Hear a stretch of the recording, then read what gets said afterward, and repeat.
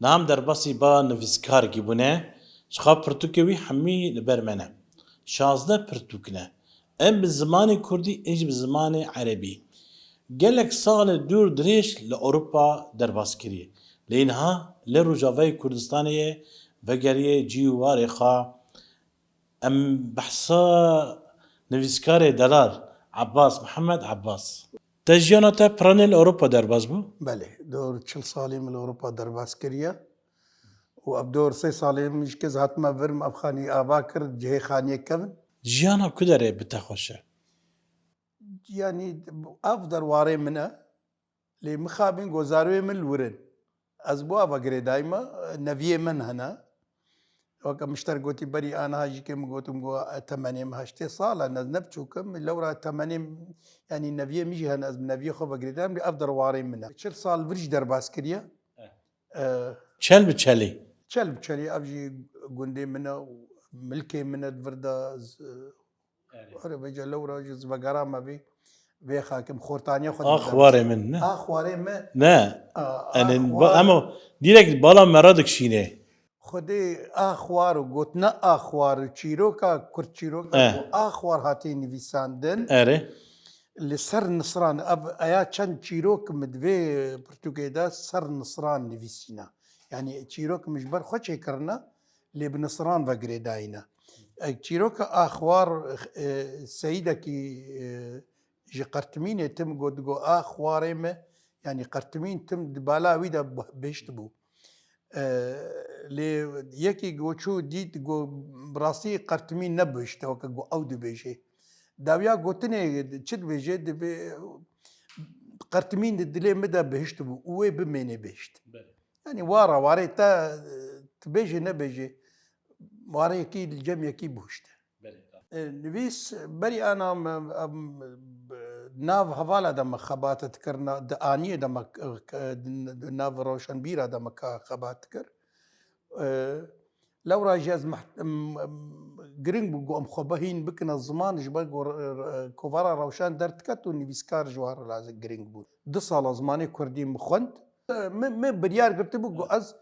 از وجب زمانی خو بنویسینم لو راجی مثلا انا تدميزيني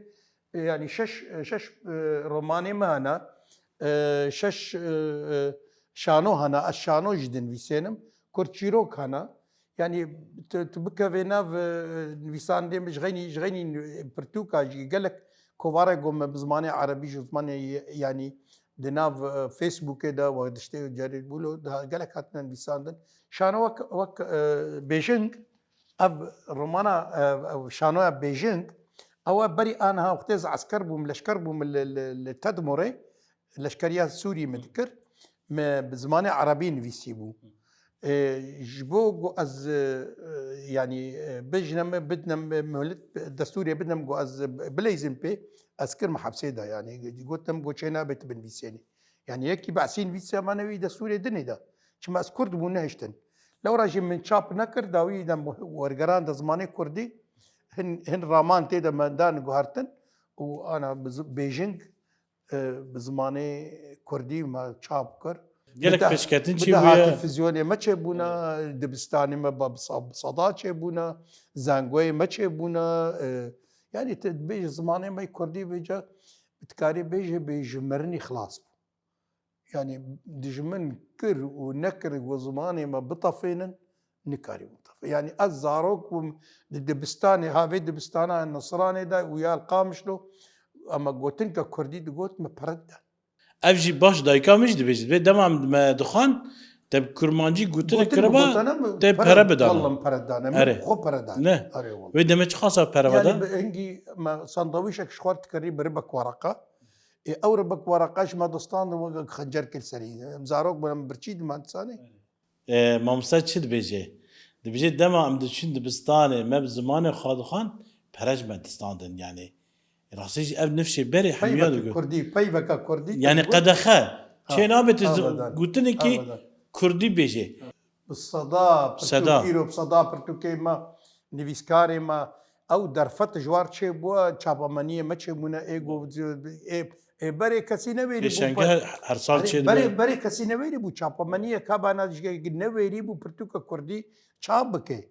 يعني خديجة دستاوي حبسادة برزة أنا تدنري شابا من يما نيفيسكاري ما وبرتوكي ما زعبونا